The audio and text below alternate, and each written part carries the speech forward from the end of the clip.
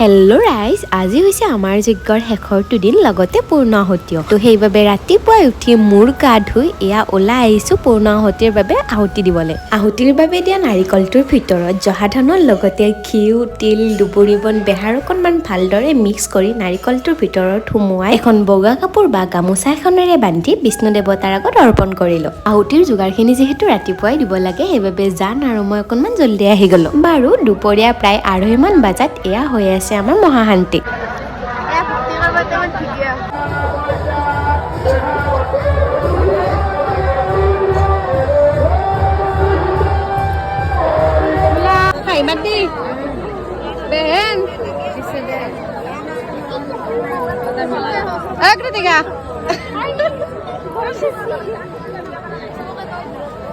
বাৰু আজিলৈ bye bye ৰাইজ, আকৌ এটা যজ্ঞ ভ্লগ আহি আছে দেই।